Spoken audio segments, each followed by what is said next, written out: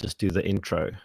Okay, we are live. Good morning. Hello, everybody. We're starting a little bit early because Mr. Magnus Heystek has joined us a little bit early. But since this is recorded anyway, you can always rewind and go watch it. I don't believe he's a man who needs any major introductions. If you've followed any of our top economists, you would most certainly have read what Mr. Heystek's written. You've heard him on the radio, seen him on the television, heard him on podcasts. So, Magnus, thank you so much for taking time out of your schedule to join us and to come talk to us this morning about how people can save their pensions, their retirements, and possibly their savings from the long fingers of government who would like to, or have clearly telegraphed that they'd love to get their hands on these things. Yes, good morning, and nice to speak to you. Thank you very much for the opportunity. As you alluded, that I've been writing about this topic for a very long time on various websites, MoneyWeb, BizNews, News24, and to our client base, warning them that two things have been happening in the South African financial markets over many years now, 7 years now, 8 years. This has been coming a very long time, that the South African investment market, which previously for 100 years was one of the top investment markets in the world. I mean, if you invested in the JSE, you did extremely well over time. You did about 7 to 8% in dollar terms, and you had things like gold and diamonds and platinum and iron ore and manganese and all the stuff that we used to make and dig out of the grounds and ship around the world. So 2013, 2012, there was a subtle change. The commodity cycle started turning, and it turned viciously downwards. And then I started picking up that our returns are not that great. But that was accelerated from 2015 onwards. Bearing in mind that, since 2015, there's been very little growth in our stock market in rand terms. I'm not even talking dollar terms, just talking rand terms.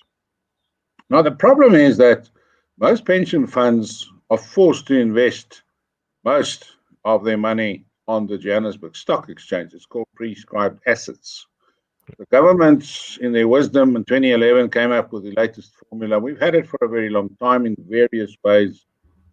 But they said you can only invest at that stage 20% offshore. They pushed it up to about 30%. But the rest is invested in the local stock market, with the result that most people's pension funds for the last 5 years has grown below the inflation rate. And I've looked at these numbers from all angles. And if you deduct all the costs, so most people have got money in pension funds, provident funds, retirement annuities, whatever. Your money in real terms has not grown. You are poorer today than you were 5 years ago. Yep. So that's the one part of the article story today, is that by itself, our pension funds are under pressure from prescribed assets and the formula that is used by government. In their wisdom, they decide with the pension fund managers where you should invest in what ratio, ostensibly on the basis that people are stupid and they will make bad investment decisions. Therefore, government will step in and make that decision for you. And the retirement industry has played along with that to their benefit. You get a retirement fund license, you must know it's a shortcut to money, to wealth in this country. The other side is, of course, there's exchange controls. Government has blocked the big companies taking more money offshore, and also individuals. So the net results, we can only get 30% offshore exposure, where all the action has been taking place for the last 7 to 10 years. And we've had a massive bull market in the US, technology, NASDAQ, S&P 500. People have made absolute fortunes, but we've been blocked from investing fully in that sector of the world. So already your pension funds are threatened by that. The second part of the threat is coming is the prescribed assets are going to be changed quite soon. Government has alluded to it many, many times, that there's this pot of money sitting there that they would like to access to fund their pardon me, their socioeconomic goals. And even 2 weeks ago, one of the ANC politicians said, we need access to cheaper finance. Well, what he was basically saying is, we need to borrow money from somebody but pay them less than they're currently getting. So there's a signal your returns are going to be under even more pressure in the sense that pension funds, and they are having these discussions as we speak. The pension funds and government have been having ongoing discussions for a long time about how much will be allocated to these special projects, Eskom, water, sewage, whatever the case might be. And, that is your second threat. So you already have your exchange controls limiting what you can invest offshore. You've got Regulation 28, which I've been writing about for a long time. And when I started writing about that, I got a hell of a flack from the industry, and I still do. Say, don't talk about it. It's not a problem. It's fine. But I look at these things on a daily basis. People are getting poor and poorer by the day. And as I said, 5 years, 7 years, your pension fund has not grown. I'll give you an example. I did just a simple explanation. If you take in the growth of your pension fund up to 2015, that was growing at, say, 12% per annum, quite handsomely, inflation +4, inflation +5. That was what you were getting. So if you, in 2015, pardon me, sitting with 10 million Rand and you're retiring in 2020, you did your projections at that stage at 12%, it would have given you a number of 17 million Rand, couple of bob, in your pension 5 years into the future today. As a result of the sudden drop in the average rate of return, and I've taken the generous number of 4% since 2015. In fact, some of the numbers are lower. Your 10% is not 17 million Rand anymore. It is now 14.2 million Rand. So in 5 years, there's a 3 to 3.5 million Rand gap that has already opened up between what you could have had and what you are having today. So your income, or your potential income at retirement, has been reduced by 25 to 30%. Very few people understand it. They don't know, but that's the reality. What concerns me is when I try and warn the newspaper editors about this, they say, no, it's too negative, don't want to talk about it. We don't want to upset our readers. It's quite astonishing, especially the Afrikaans media don't want to touch this. Because you know why? Their big advertisers are the Sanlams and the Old Mutuals and the Liberties of the world. They don't want to upset their big advertisers. But meanwhile, their readers every day are getting poorer, and they need to know about this. And I'm almost like on a crusade to make people aware. Your pension fund is going to fail you. And there are a lot of stuff that you can do, and we'll talk about it in a minute. Fantastic. No, and I'm glad that I've always been a big fan of Alec Hogg and his publication. I think the fact that he's willing to quite happily run with stories that go contra to the good news cycle is needed. But there's something that astonishes me, and it's the fact that everything we know about government projects, they are a financial black hole.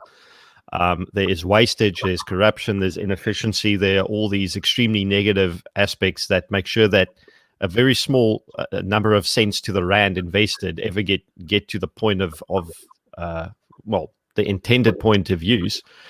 How on earth can any professional fund manager or asset manager look at this and say, let's negotiate with government about how much of our clients' money we are willing to give them, when you know for a fact that not only are you going to get a substandard return on that, you might actually get nothing. The money could, to not even speak euphemistically, be stolen as opposed to wasted. It just blows me away. You're absolutely correct. If you look at not only this year's but previous years' reports by the Auditor General, Kimi Makwetu. I mean, if you read that, I actually sat down and I almost slit my wrists. It was so boring. But you get to the nitty gritty. How much money has been stolen by the various municipalities Most of them in the northern parts of the country are in administration, which means they don't function anymore. But the amounts of money that have been identified as being stolen or wasted or squandered is an astonishing, I think it was 70 billion rand this year alone. And that is a conservative number.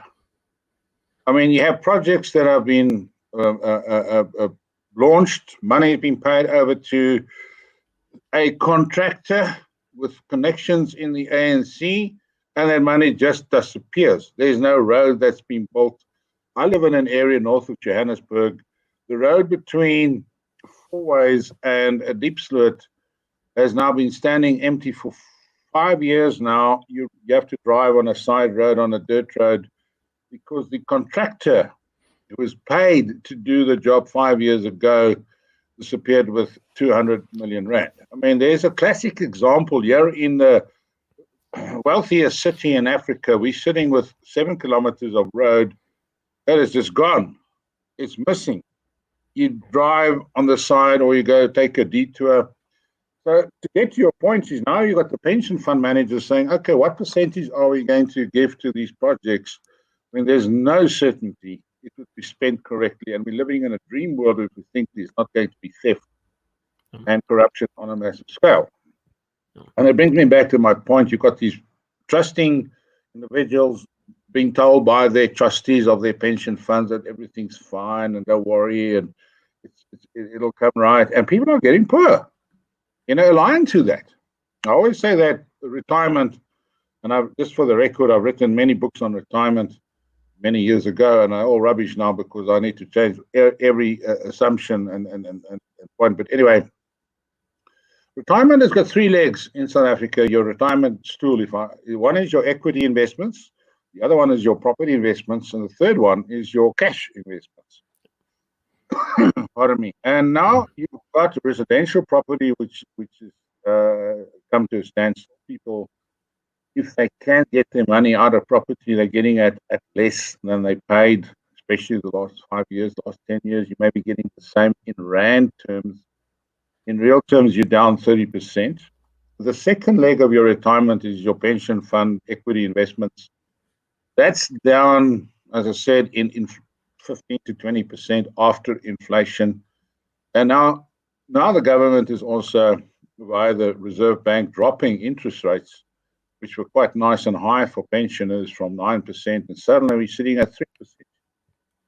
Now, can you imagine, extrapolate those numbers across 1 million or 2 million people who've retired or planned their retirement, and nobody just talks about it. I mean, it's quite astonishing what's happening here. We are talking about the collapse of a traditional retirement in South Africa.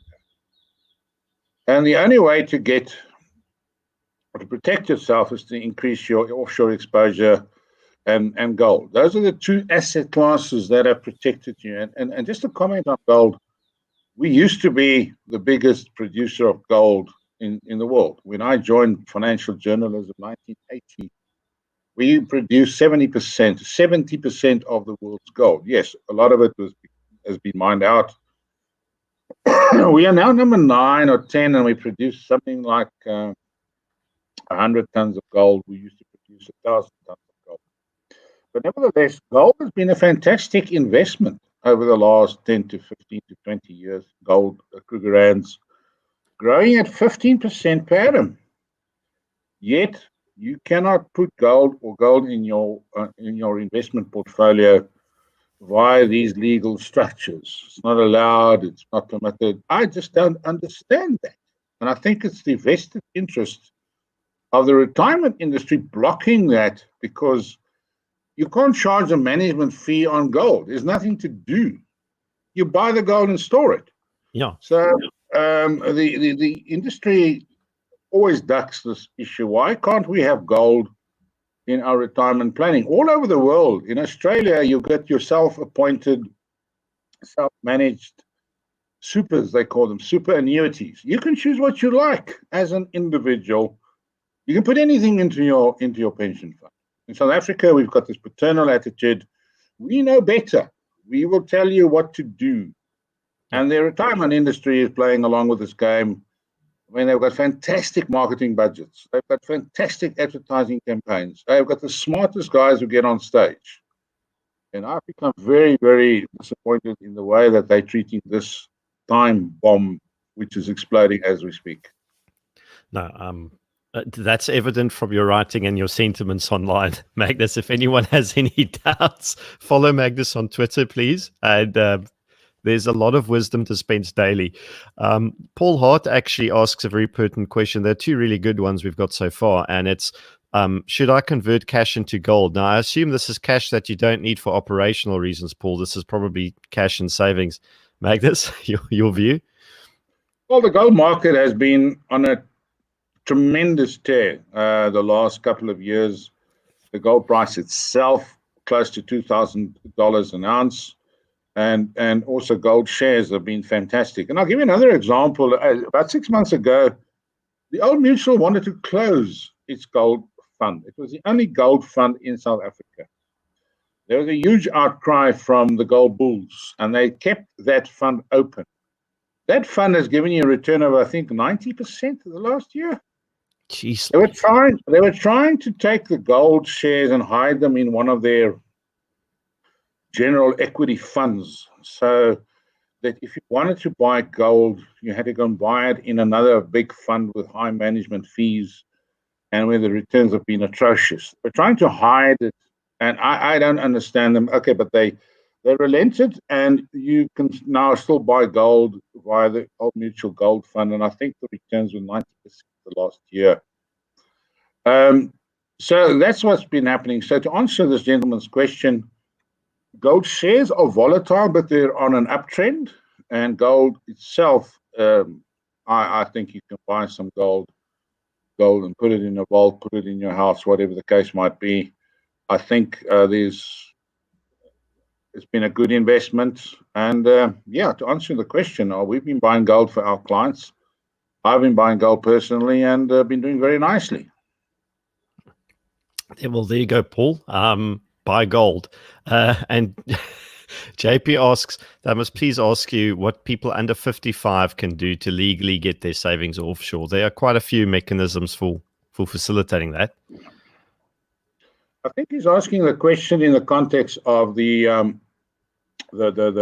regulated investments, where there's a 55 becomes a cutoff point. There's not much you can do if you've got money in a pension fund or a provident fund or a retirement annuity prior to the age of 55. You can go to your advisor or your fund management company if they give you that permission that you want to have 30% of your fund in an offshore fund and the balance maybe in cash. But that's about what you can do. The other way to get your money out is of course, to emigrate prior to 55. You can withdraw all your money, but you pay quite a big chunk in taxes. Over 55, and we're going to get to that in a second.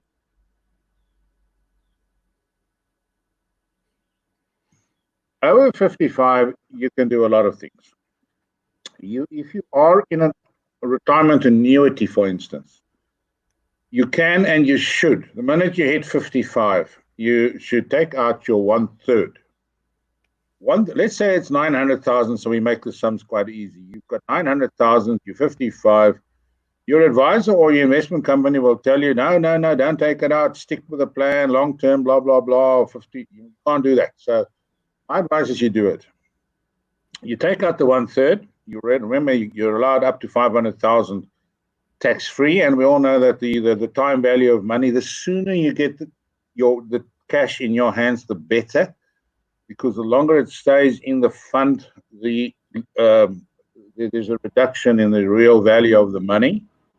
So you take what you can tax-free and put it in your pocket or buy gold or take it offshore.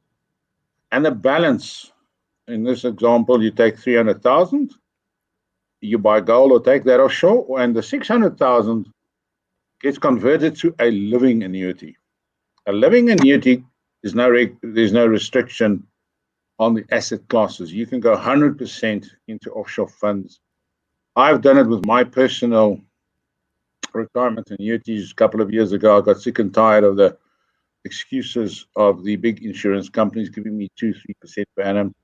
I've converted my living annuity into offshore funds. My return last year was 37%, and my average has been 25% for the last 5 years. I mean, it's night and day. Now, why don't the investment companies tell you this? Well, the answer is very simple. They're not going to come out and market an investment strategy that's going to benefit you to the detriment of them, because probably you're going to move that money away from the existing insurance company with their very, very expensive products, which is eating up your returns. So it's not uncommon to find old style retirement products where your annual fees are anything between 3 and 4.5%. 3 and 4.5% goes to costs and admin fees. So there's no growth for you. So take it out. You can reinvest it in a low-cost index fund, pay 0.5%, 0.75%, maybe 1%. That's it. And the rest is yours. And you can get it into new funds. You can get it into index funds. And you can get it into offshore funds. And that's what we've been recommending to our clients for a long time. And they are smiling. They're saying, geez, that's fantastic. So that's one thing you can do. 55, pull out your retirement annuity, and you convert to a living annuity. If you've got money, now here's another tip that makes me very unpopular. Then people say, but what now happens with this tax breaks that you get if you self-employed? What about those RA contributions? Well, it's very simple. What you do is the following.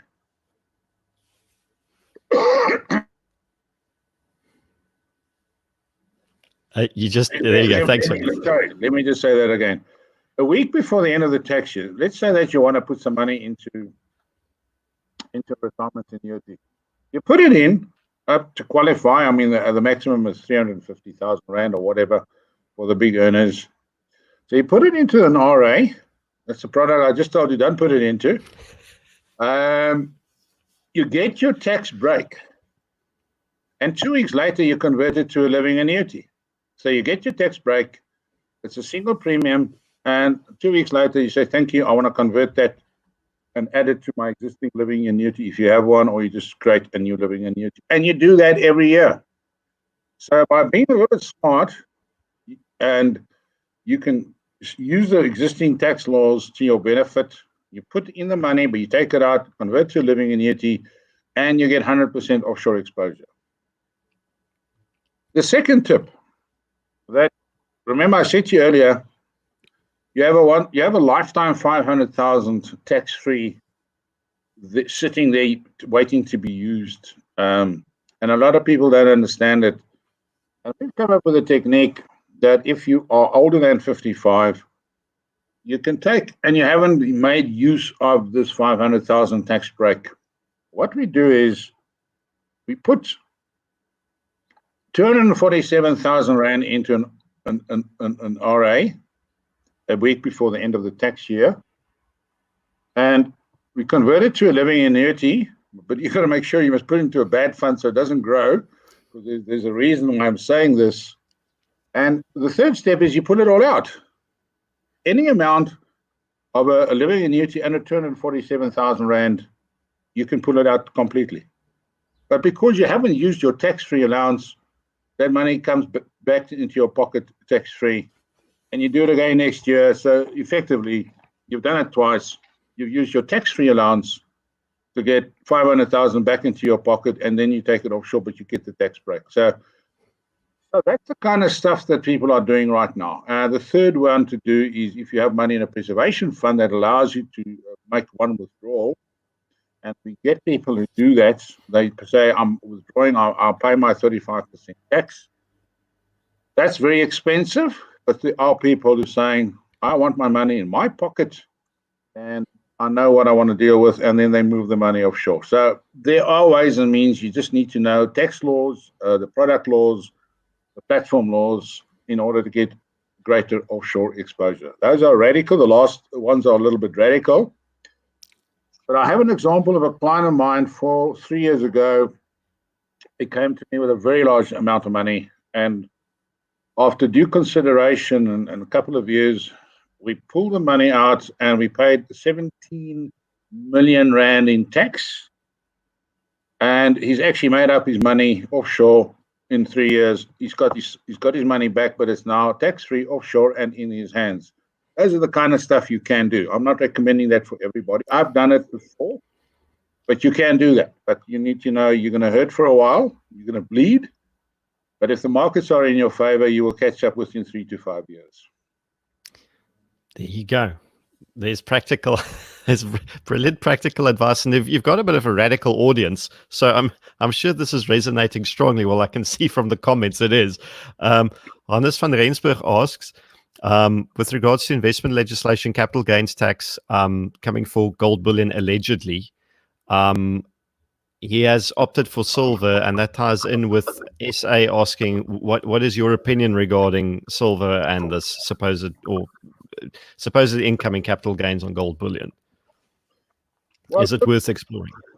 You know, the silver market has always been what is the expression, the poor cousin of gold, if I can put it that. I mean, it was always gold and silver tags onto gold. And in South Africa, we've never had a very big silver market and a level of consciousness about silver as they do in the United States. The United States has got a very big and dynamic and thriving gold market, of course, and of course the silver market is equally as big because they produce a lot of silver in the US and Mexico and Chile and those places, Canada.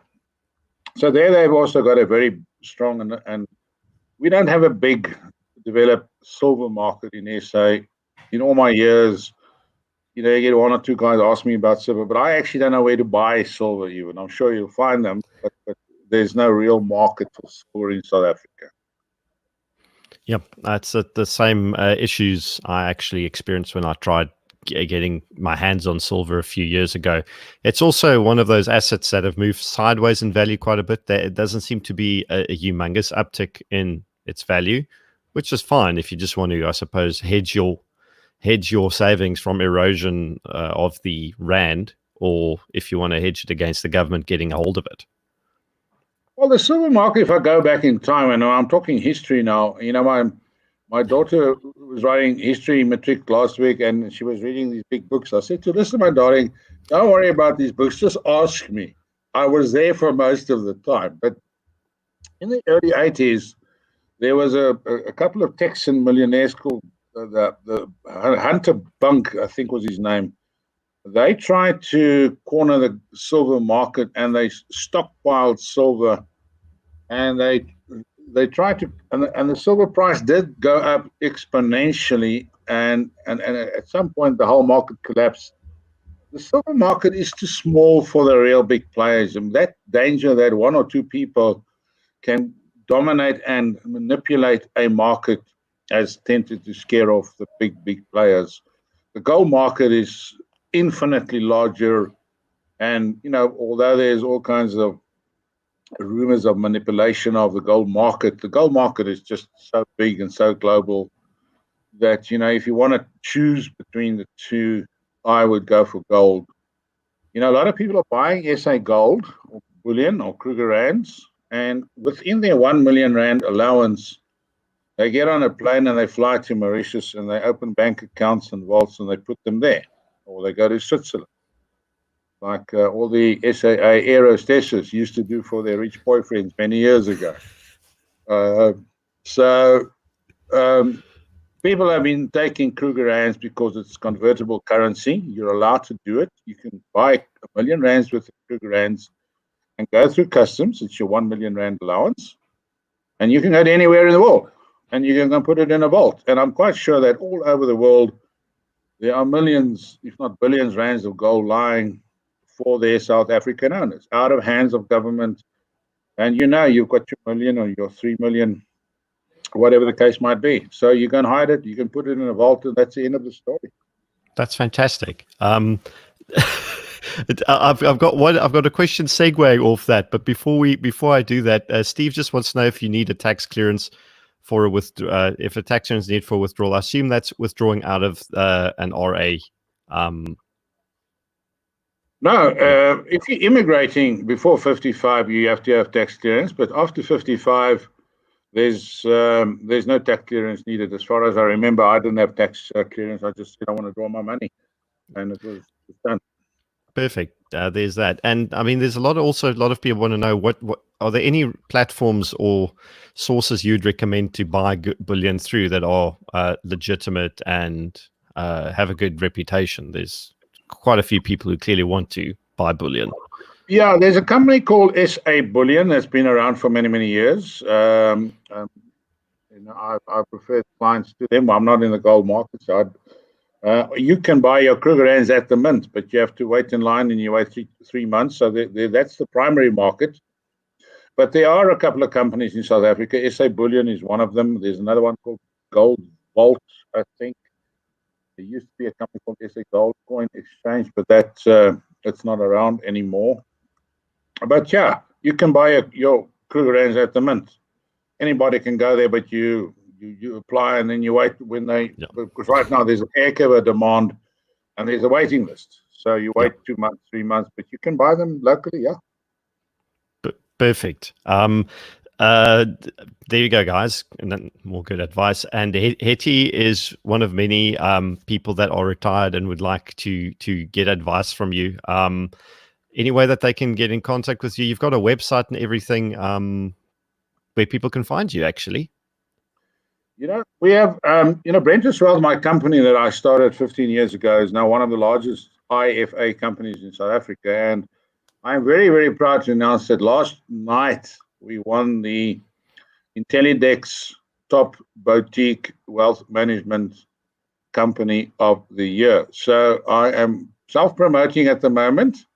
And we have 7 offices around the country. We've got 15, 18 qualified advisors. They're all certified financial professionals.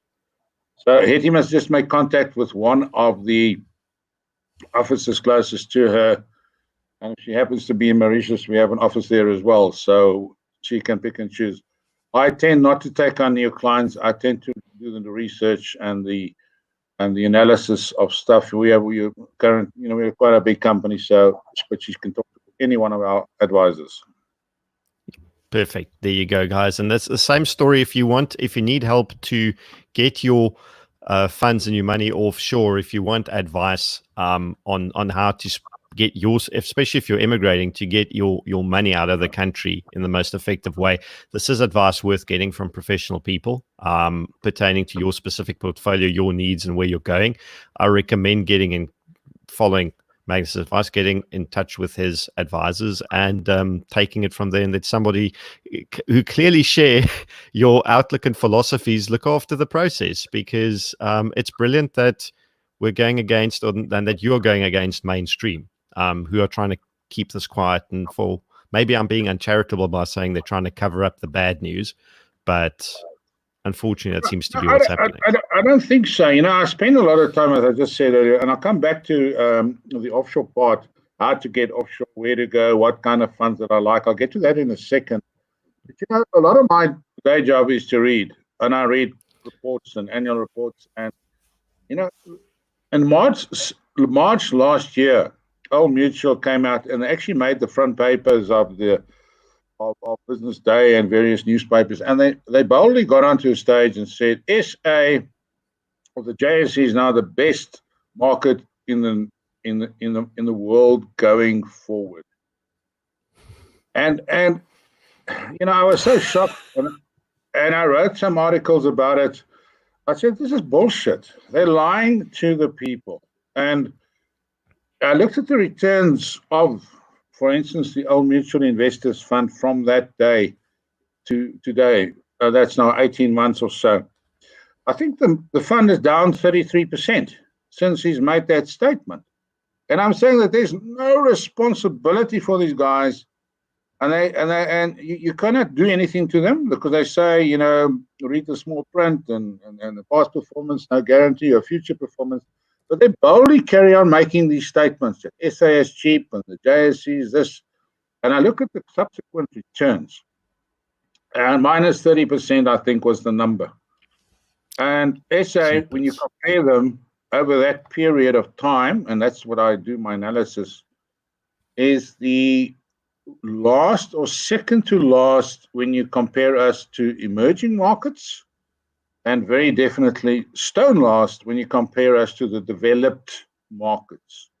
But these companies try and influence investor behavior by making these statements that are published in good faith by the media. As I said earlier, they embedded with them. And I think, don't they have any shame for making those kind of statements? I mean, the Old Mutual Investors Fund, and I'm not picking on Old Mutual, I can pick Liberty, I can pick Sanlam. The Old Mutual Investors Fund is the biggest fund that they have. It's a 40 billion rand fund. Had you invested R1 million 5 years ago into this fund, your rand value today is 862,000 rand. Had you invested that same amount of money in a fund like the MyPlane Global Macro Fund, which is a local asset swap fund, which takes the money and invests it offshore, your R1 million would be worth 2.1 million rand. I'm talking 5 years. The difference between 2.1 million and 865,000 rand, as I wrote in the column for Alec, is a house and a car, and you've still got the amount of money left in the Old Mutual Fund. Can you see we're not talking about marginal differences of 1% here or 1% there. We are talking about substantial differences. And I just don't understand why people are not realizing this. Yeah, that is not small change. That is it's not 10 rand here or 10 rand there. We're talking over 5 years, a difference of 1.5 million rand on 1 million rand invested. That's what I'm saying. With that 1.5 million rand, or 1.3, my apologies, you can buy a house and a car and still have your other money left. I mean, we're talking humongous differences. And that's the wealth destruction. And I'm talking about that's taking place, and the media is staying still. Not a word. I read articles in the Business Times where they have this long article about people must save more for their retirement. Not a word about Regulation 28. Not a word about the bad performances. And the article says, you must save more, save more. It's your fault that you don't have enough money for retirement. Whereas the industry is failing the people, but the reporters are so sucked up, they don't know, they can't comment on this. I mean, it's just astounding. At least 1 or 2 paragraphs about the returns. No, that's I think everyone is kind of echoing what we're saying. It is absolutely bloody shocking that there's clearly a huge amount of vested interest to not tell the full story for whatever reason that may be. And this is something, just to let everyone know, this is going to be downloadable off YouTube after the stream's done. So if you have to go to work like many of you are, you can come back and come get the wisdom. This is not going to disappear. We talked about this offline, and this is something that a lot of people are panicking about, is we're worrying about retirement annuities and we're worrying about pension funds. At the same time, what happened in Cyprus a few years ago, under the guise of targeting Russian gangsters and Russian mafia members, ordinary people's savings were effectively stolen out of their bank accounts by the Cypriot government. I don't know if the Greeks did the same thing. I can't remember. Some part of my memory says yes, the Greeks tried the same thing, but I'm speaking under severe correction. This is not something that's outside the realm of possibility in SA either. If you've got cash in a bank account that you've saved, you could lose that money, which is why I think buying gold, converting, like Paul is wanting to do, converting your cash into gold is not a bad idea.